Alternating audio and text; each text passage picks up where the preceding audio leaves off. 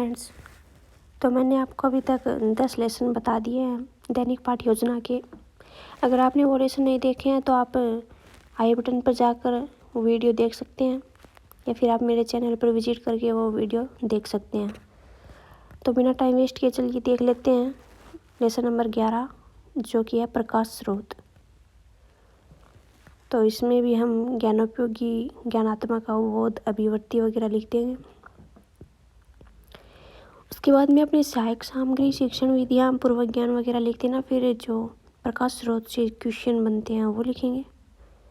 फिर relation start होता है, उसके सबसे पहले विकासात्मक प्रश्न लिखे जाते हैं, फिर छात्राध्यापक कथन और उसके बोध प्रश्न और थोड़ा बोर्ड का वर्क कर देना।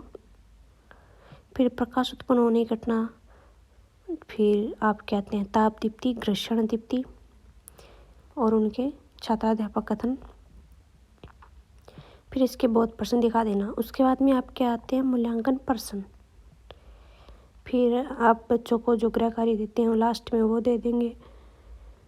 उसके बाद में लेसन ख़त्म होता है। फिर अपना लेसन नंबर 12, मूल बल, ज्ञानात्मक, अवबोध, ज्ञानोपयोगी, ये सभी लिखने हैं। ये तो हर लेसन में लिखने पड़ेंगे आपको। अब इसमें तो एक एक लाइन लिख रखी है मैंने, आप चाहें तो 2-2 लाइन या 3-3 लाइन भी लिख सकते हैं, वो आप पे डिपेंड है।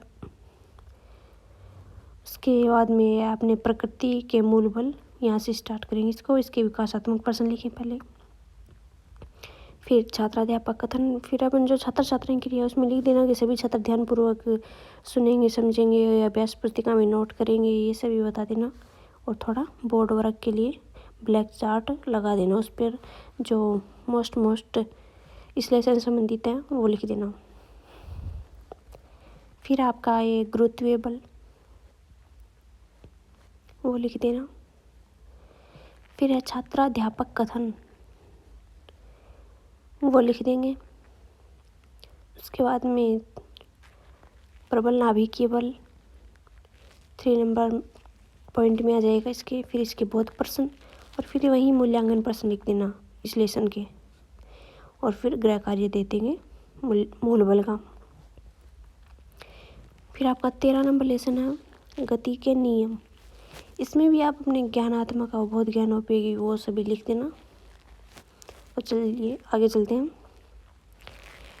इसमें आप अपने सहायक सामग्री, शिक्षण विधि, पूर्व ज्ञान वो सभी लिख देंगे। फिर इसके जो विकासात्मक प्रश्न बनते हैं वो लिखना। फिर जो मतलब लेसन कैसे स्टार्ट होता है छोटी क्लासेज में 7th 8th में, तो उसमें गति क्या, गति का पहला नियम क्या है, द्वितीय नियम क्या है, तृतीय नियम क्या है, और फिर उनसे जो क्वेश्चन बन रहे हैं वो, और उनका थोड़ा बहुत बोर्ड का वर्क, यही होता है एक लेसन का पूरा पैटर्न। फिर इसमें अपन गति का तीसरा नियम दिखा देंगे, न्यूटन का गति का तीसरा नियम और इसके बोध प्रश्न। फिर पुनरावर्ती मूल्यांकन प्रश्न लिख देंगे इसके। फिर ये मूल्यांकन प्रश्न में आप कई प्रकार से क्वेश्चन दे सकते हैं, जैसे रिक्त स्थान, बहुत चयनात्मक, अति लघु उत्तरात्मक, लघु उत्तरात्मक, निम्नात्मक, ये सभी आप गृह कार्य में दे सकते हैं। फिर अपना 14 नंबर लेसन है विद्युत धारा। इसमें भी वहीं सब लिख देना स्टार्टिंग में। मतलब प्रस्तावना से पहले तो लगभग आपका सेम ही रहेगा सभी में। फिर प्रस्तावना में उस लेसन से संबंधित क्वेश्चन स्टार्ट करते हैं अपन। फिर जो ये आपका है आप देख सकते हैं नीचे नीचे विकासात्मक प्रश्न, इलेक्ट्रॉन पर कैसा आवेश होता है, ऋण आवेश, तो ऐसे इसके 3 क्वेश्चन बना देंगे। फिर सामान्य परिचय लिखेंगे इसका, इसमें छात्राध्यापक कथन। फिर आपके बोध प्रश्न, विकासात्मक प्रश्न और फिर इसमें 2 नंबर पॉइंट आ जाएगा विद्युत धारा की दिशा। फिर उसके बोध प्रश्न, फिर विकासात्मक प्रश्न। फिर 3 नंबर है विद्युत विभव व विभवांतर, फिर उसके बोध प्रश्न बनेंगे। फिर आप अपने मूल्यांकन प्रश्न लिख सकते हैं इसमें। फिर जो भी गृह कार्य होता है वो दे देंगे बच्चों को। फिर अपना 15 नंबर लेसन है प्रतिरोध संयोजन। इसमें भी अपन ज्ञानात्मक, ज्ञान उपयोगी वगैरह लिख देना।